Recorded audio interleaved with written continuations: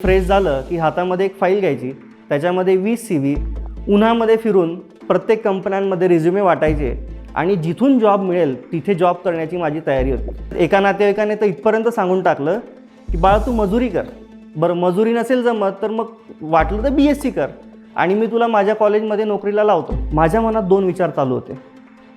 पहिला विचार की मी एकतर माझं आयुष्य संपवावं, दुसरा विचार मी सर्व काही सोडून एका अलिप्त जंगलात निघून जावं आणि ज्याला शिक्षक शेरा देतात की तू तुझं शिक्षणही पूर्ण करू शकत नाही। आज मी माझा रिव्ह्यू हार्वर्ड बिझनेसला सुद्धा सबमिट करतोय।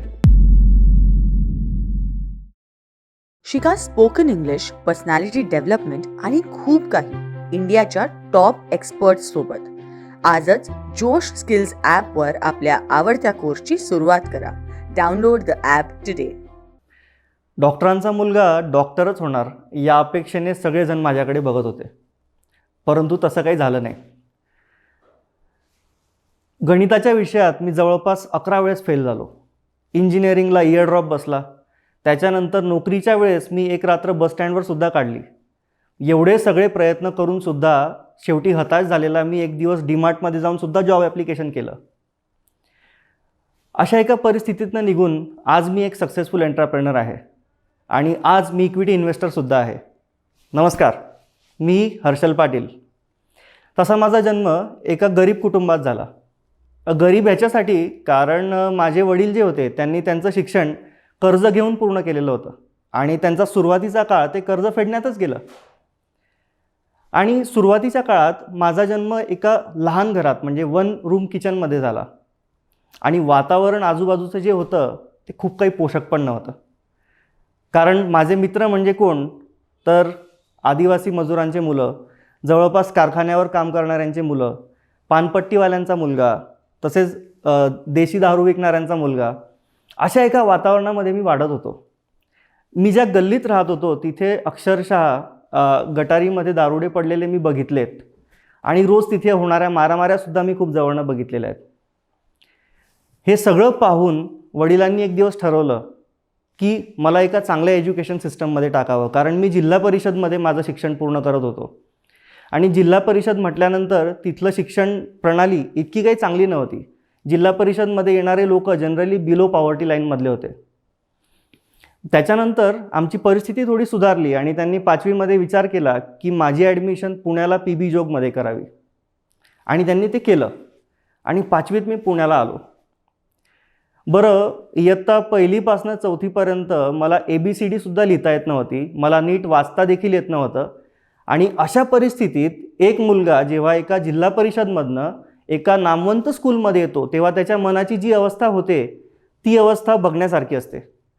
कारण माझ्या आजूबाजूला सगळे इंग्लिश बोलणारे मुलं, शिक्षकांमध्ये अत्यंत एका वेगळ्या लेवलचा कॉन्फिडन्स आणि जिल्हा परिषदचे शिक्षकही मी बघितलेले होते। तर त्याचा माझ्या मनावर उलट निगेटिव्ह परिणाम झाला आणि झालं असं की मला मायनर डिस्लेक्सिया डिटेक्ट झाला। तेव्हा बहुतांश लोकांना डिस्लेक्सिया हा आजार कदाचित माहीतही नसेल, पण मला वाचता येत नव्हतं, नीट लिहिता येत नव्हतं आणि माझं 5वीचं एज्युकेशन झाल्यानंतर शिक्षकांनी रिझल्टवरती शेरा दिला की हा मुलगा पुढच्या वर्गात दाखल करावा म्हणून याचं शिक्षण आम्ही पूर्ण करतोय आणि त्यांनी 40% मार्क देऊन मला पुढच्या वर्गात सरकवलं। पण वडिलांनी लगेच त्याच दिवशी ठरवलं की माझ्याकडनं पुणे काही झेपणार नाही, म्हणून ते मला पुन्हा गावाला घेऊन आले। बरं, अपयशाची झड जी होती ना ती थांबत नव्हती। गावाकडे आल्यानंतर असं वाटलं होतं की माझ्या शिक्षणामध्ये काहीतरी बदल होईल, पण तसं काही झालं नाही। 7वीमध्ये कमी गुण, 10वीमध्ये कमी गुण, 11वीमध्ये तर फक्त 39%, 3 विषयांमध्ये फेल, 12वीमध्ये कमी गुण, CETमध्ये फक्त 70 मार्क। अशा सगळ्या परिस्थितीमध्ये आतमध्ये माझा खूप गुंता वाढत चालला होता।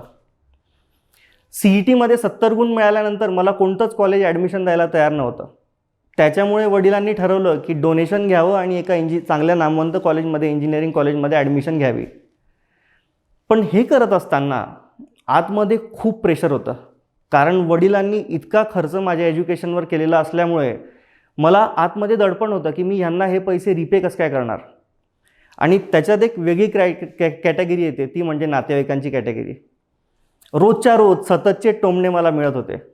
त्याच्यात एका नातेवाईकाने तर इथपर्यंत सांगून टाकलं की बाळा तू मजुरी कर, बरं मजुरी नसेल जमत तर मग वाटलं तर BSc कर आणि मी तुला माझ्या कॉलेजमध्ये नोकरीला लावतो. ह्या सगळ्या अपमानामधनं मी जात होतो, पण वडिलांचा सपोर्ट मला मिळत होता.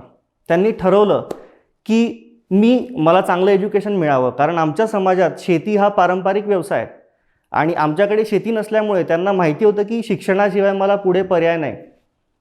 त्याच्यामुळे त्यांनी मला इंजिनिअरिंगला ॲडमिशन घेऊन टाकली आणि 4 लाखाचं डोनेशन त्या काळी त्यांनी पे केलं. माझ्या डोक्यावरती मोरल प्रेशर होतं की अरे वडिलांनी पैसे भरलेत, आता मला इंजिनिअरिंग तर पूर्ण करायला लागणार. पहिल्या वर्षी मी अभ्यास केला, नाही केला असा नाही, आणि मग तो दिवस रिझल्टचा उजाडला. बरं रिझल्ट आला, खूप चांगला नाही बरं का. 7 विषयांमध्ये बॅकलॉग आणि 7 विषयांमधले 6 विषयांमध्ये 20पेक्षा कमी मार्क. हा रिझल्ट पाहून सगळ्यात पहिले तर घरचे सगळे कोसळलेत आणि मी सुद्धा कोसळलो. अपेक्षा अशी होती की कमीत कमी मी इंजिनिअरिंग 3 बॅकलॉग करून काढणार, पण इयर ड्रॉप बसणं आणि 6 विषयांमध्ये 20पेक्षा कमी मार्क पडणं हा माझ्यासाठी खूप मोठा सेटबॅक होता. बरं त्याच्यामध्ये नातेवाईक सुरूच होते आणि त्यांचे टोमणेसुद्धा सुरू होते. मला तेव्हा एक छान सवय जडली होती. मी एका डायरीमध्ये नोट करत होतो की कोणता व्यक्ती मला काय बोलला. माझ्या मनाला जसं वाटेल तसं मी लिहित होतो की कोणत्या व्यक्तीने मला काय सांगितलेलं आहे, आणि मी त्या डायरीला रोज बघत होतो. त्यावेळेस बऱ्याच लोकांनी खूप काही सल्ले दिले, परंतु मला हे क्लिअर झालं की मी शिक्षण काही पूर्ण करू शकणार नाही. आणि पुन्हा मी नाशिकला आलो आणि इयर ड्रॉपमध्ये असताना एक दिवस तो तंद्रीचा दिवस आला. तो तंद्रीचा दिवस माझ्यासाठी खूप वाईटही होता, पण खूप चांगलाही होता. त्याचं कारण असं, माझ्या मनात 2 विचार चालू होते. पहिला विचार की मी एकतर माझं आयुष्य संपवावं, दुसरा विचार मी सर्व काही सोडून एका अलिप्त जंगलात निघून जावं आणि घरी चिठ्ठी टाकावी की मी सुरक्षित आहे, पण परत येण्याची वाट बघू नये. आणि त्या दिवशी दुपारची वेळ, बाहेर वातावरण खूप छान, आणि गोलगळ्याची टी-शर्ट, हाफ चड्डी, स्लीपर, डोक्यावरती कॅप, असं करून माझ्या वॉलेटमधनं मी पैसे घेतले आणि बाहेर निघालो. कोणालाच काहीच न सांगता मी बाहेर निघालो. विचार होता बस स्टॉपवर जाऊन पहिली बस पकडायची आणि निघून जायचं. जाता जाता एक विचारही असा येत होता की आपण जर जीव देण्याचं ठरवलं तर देणार कुठे. या दोघं कल्लोळांमध्ये मनामध्ये बरेच काही प्रश्न देखील उद्भवत होते. पण अचानक रस्त्यामध्ये मला एक थॉट आला की खाली बघ, तुझ्या पायाकडे काहीतरी पडलेलं आहे. माझं लक्ष जमिनीकडे गेलं आणि बघतो तर मला एक कागद दिसला. तो कागद मी हातात उचलला आणि कागदाकडे बघायला लागलो. त्या कागदावर बरीच धूळ लागलेली होती. मी त्या धुळीला साफ केलं तर आश्चर्य की तो माझा गुरूंचा फोटो निघाला. त्यावेळेस त्या फोटोने मला एक नवीन चैतन्य निर्माण केलं. आतमधनं रक्त सळसळलं आणि एक जोरात आवाज आला. तो आवाज असा होता की तुला गमावण्यासाठी अजून काय उरलं आहे रे? काहीच नाही. हे शरीरच आहे जे शेवटी तुझ्यासोबत राहणार आहे, आणि हे शरीरच आत्ता तुझ्याकडे आहे जे तुझ्या सोबतीला आहे. त्याच्यामुळे तू त्याचा त्याग कशाला करतोय? तुझ्या आतमध्ये दैवी शक्ती आहे. तू काहीतरी करू शकतोस. पुन्हा जा, जोमाने कामाला लाग, एकदा ट्राय तर करून बघ. असा आवाज आल्यानंतर त्याच क्षणी मी रस्त्यातनं पुन्हा फिरलो आणि घरी येऊन आल्या आल्या हातात डायरी घेतली आणि त्या डायरीवर माझे गोल्स लिहायला सुरुवात केली. तेव्हा लिहिलेले गोल्स मला आजही आठवतात. मी 2 गोल्स लिहिले. पहिलं गोल की लोकांना कामातून उत्तर द्यावं आणि किड्यामुंगीसारखं जगणं सोडून द्यावं. दुसरा गोल मी लिहिला की इतकं स्वावलंबी बनावं की वडिलांचे पैशांची मला गरज नको लागायला, म्हणून काटकसर करून इंजिनिअरिंगमध्ये सुद्धा कमीत कमी पैसे वापरावे. बरं, ह्या दुसऱ्या गोलसाठी बरेच काही प्रयत्न देखील मी तेव्हा केले. पैसे वाचवण्यासाठी दर महिन्याला मला फक्त 2,000 रुपये येत होते, तर बऱ्याच वेळेस मी वडिलांचे टी-शर्टसुद्धा वापरले, वडिलांचे शूज वापरले. नाशिकमध्ये शालिमार नावाच्या ठिकाणी 70 रुपयात टी-शर्ट्स मिळायच्या, त्या टी-शर्टसुद्धा वापरल्या. त्याचं कारण असं की 2,000 रुपयांच्या वरती मला खर्च करायचा नव्हता आणि हा स्वतःला केलेला मी निर्धार होता. बरं, त्या काळी दूध स्वस्त होतं, परंतु कॉफीचा ग्लास 25 रुपयाला मिळायचा. मग मी छोटंसं कॉफी हिटर घेतलं आणि त्याच्यामधनं एका दिवसामध्ये एका दुधाच्या पुडीमध्ये कसं काय कॉफी पिणार याचंसुद्धा नियोजन आखलं. पण गोल क्लिअर होतं की पैसा वाचवायचा आणि स्वावलंबी बनायचं आहे. बऱ्याच वेळेस अशी वेळसुद्धा आली की 36 तासपर्यंत मी कंटिन्यू पेपर देत होतो. 6 दिवस कंटिन्युअस पेपर आल्यानंतर मी सगळे पेपर्स क्लिअरसुद्धा केले. सुरुवातीला 52%, त्याच्यानंतर 55%, नंतर 57% आणि फायनल इयरला मी 65% गुण घेऊन इंजिनिअरिंग शेवटी पासआउट केली. पण तरी देखील अपयश काही अजून पूर्णपणे थांबलेलं नव्हतं, कारण त्या काळी नोकरीचा खूप मोठा प्रॉब्लेम होता. तर मी पुण्यामध्ये आलो. शिवाजीनगरला 200 रुपयाची रूम करायची, रात्रभर प्रवास करायचा, सकाळी फ्रेश झालं की हातामध्ये एक फाईल घ्यायची, त्याच्यामध्ये 20 CV, उन्हामध्ये फिरून प्रत्येक कंपन्यांमध्ये रिझ्युमे वाटायचे आणि जिथून जॉब मिळेल तिथे जॉब करण्याची माझी तयारी होती. 6 महिन्यांपर्यंत मी भरपूर जॉब ॲप्लिकेशन्स केले. एक दिवस तर फ्रस्ट्रेट होऊन मी डीमार्ट कंपनीमध्ये सुद्धा जाऊन सांगितलं की मला जी नोकरी मिळेल ती नोकरी द्या.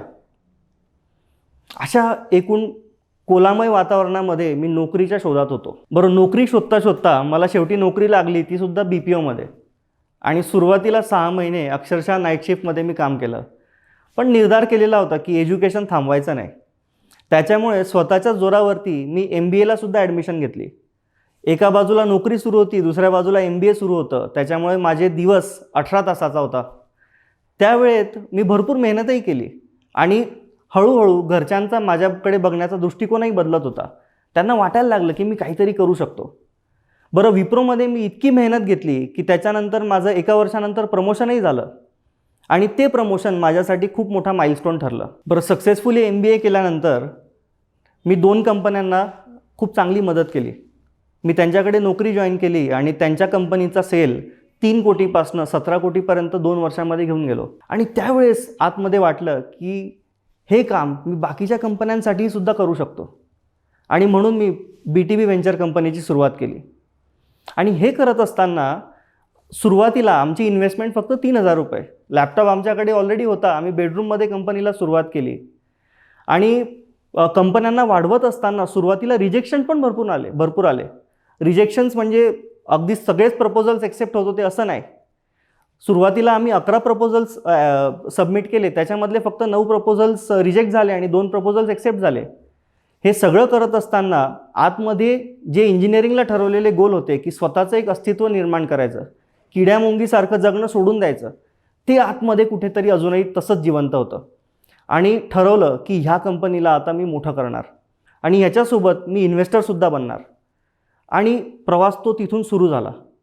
आणि BTB व्हेंचर सुरू केल्यानंतर आज आमची परिस्थिती खूप वेगळी आहे. एकेकाळी इंग्लिश न बोलू शकणारा मुलगा दुबईमध्ये वर्ल्ड मार्केटिंग कॉन्फरन्समध्ये जाऊन 550 मार्केटिंग लीडर्सला संबोधित करून येतो. ही एक मोठी अचिव्हमेंट आज आम्हाला वाटते.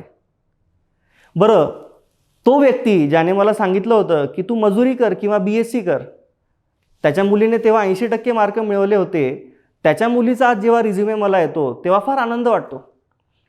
27 ठिकाणी जिथे मी जॉब ॲप्लिकेशन्स केलेले होते त्याच्यापैकी 6 कंपनीज आज माझे क्लायंट्स आहेत आणि त्या क्लायंट्सला माहिती नाही की मी त्यांच्याकडे इंटरव्ह्यू दिला होता. हे सगळं बघत असताना एकेकाळी असंही वाटत होतं की एज्युकेशनल स्कोर्समुळे मी खूप काही चांगलं एज्युकेशन घेऊ शकत नाही आहे. परंतु आज माझा एक पेपर हार्वर्ड बिझनेस रिव्ह्यूमध्ये सुद्धा पब्लिश होतो आहे. त्याच्यासोबत मी एक मोठा इक्विटी इन्व्हेस्टरसुद्धा बनलेलो आहे. बरं, सांगण्याचं तात्पर्य असं की BTB व्हेंचर आज ही अत्यंत नामवंत ऑर्गनायझेशन झाली आहे. आणि मी माझी स्तुती करत नाही आहे बरं का. मला सांगायचं हे की माझ्यासारखा सर्वसामान्य मुलगा ज्याला एज्युकेशनमध्ये काहीच येत नव्हतं तो काहीतरी करू शकतो. तर ज्यांना चांगले गुण येते तर खूप काही करू शकतात. एकेकाळी 11 विषयांमध्ये गणितात फेल झालेला मी आज सीड आणि इक्विटी इन्व्हेस्टर म्हणून 3 मोठ्या कंपन्यांमध्ये आज माझी बल्क इन्व्हेस्टमेंट आहे. ज्या काळी मी 27 जॉब ॲप्लिकेशन्स दिले होते, आज माझ्याकडे दर महिन्याला 2000 पेक्षा जास्त जॉब ॲप्लिकेशन्स येत आहेत. एकेकाळी इंग्लिश न बोलू शकणारा मी, पानपट्टीवाल्यांच्या लोकांसोबत फिरणारा मी, दारुड्यांमध्ये फिरणारा मी, वर्ल्ड मार्केटिंग कॉन्फरन्समध्ये जाऊन जगातल्या 550 मार्केटियर्सला संबोधित करू शकतो. तर तुम्हीही ते करू शकतात. बरं, हे सगळं असताना अत्यंत अशिक्षित असणारा मी, ज्याला शिक्षक शेरा देतात की तू तुझं शिक्षणही पूर्ण करू शकत नाही, आज मी माझा रिव्ह्यू हार्वर्ड बिझनेसला सुद्धा सबमिट करतोय. सांगण्याचा तात्पर्य मी माझी स्तुती करत नाही आहे. तात्पर्य हा की पोटाला चिमटा हवा. पोटाला जर चिमटा असेल आणि पैसे कमवण्याची जर ताकद असेल आणि खूप प्रचंड इच्छाशक्ती आणि मनगटात ताकद असेल तर हे कोणीही करू शकतं आणि सहजरीतीने करू शकतं. आतमध्ये विल पॉवर असणं खूप गरजेचं आहे. शेवटी मी एवढंच सांगेल की स्वतःचे स्किल्स रिन्यू करत राहा. जसं जोश स्किल्स नावाचं ॲप आहे ते तुम्ही डाउनलोड केलं तर तुमचे स्किल्स पुन्हा अपग्रेड होतील. स्वतःच्या आयडियाज नेहमी युनिक ठेवा. दुसऱ्या बिझनेस आयडियाज चोरी करून स्वतःचा एक नवीन बिझनेस उभा करण्याचं सुरू केलं तर तो लॉंग टर्म राहणार नाही. स्वतःचं काहीतरी युनिक व्हॅल्यू प्रपोजिशन घ्या आणि पोटाला नेहमी चिमटा ठेवा. थँक्यू. रिअल भारताच्या रिअल यशोगाथांनंतर जोश टॉक्स घेऊन येत आहे तुमच्यासाठी एक नवीन अनुभव शिकण्यासाठी आणि आयुष्यात पुढे जाण्यासाठी. जोश स्किल्स, ज्यावर डिटेल्ड आणि इंटरॅक्टिव्ह पद्धतीने कोर्सेसच्या माध्यमाने इंग्लिशमध्ये फ्लुएंट कसे व्हायचे, कम्प्युटर स्किल्स अशा कोणत्या गरजेच्या आहेत ज्या तुमच्या डेस्क जॉबमध्ये तुम्हाला बेटर करू शकतात, फायनान्शियल फ्रीडम म्हणजे नक्की काय आणि इंटरव्ह्यूची तयारी कशी करायची, अशा अनेक टॉपिक्स बद्दल तुम्ही शिकू शकता. आणि हे सगळं उपलब्ध आहे आपल्या माय बोली मराठीत. जोश स्किल्सवर देशातील नामांकित तज्ञ PDF, व्हिडिओ लेसन्स, असाइनमेंट्स आणि टेस्ट द्वारा 1,20,000हून जास्त स्टुडंट्सना शिकवत आहेत आणि हे स्टुडंट्स त्याचा लाभ घेत आहेत आपल्या गोलसाठी, आपल्या नेक्स्ट नोकरीसाठी, आपल्या आयुष्यामध्ये सक्सेसफुल होण्यासाठी.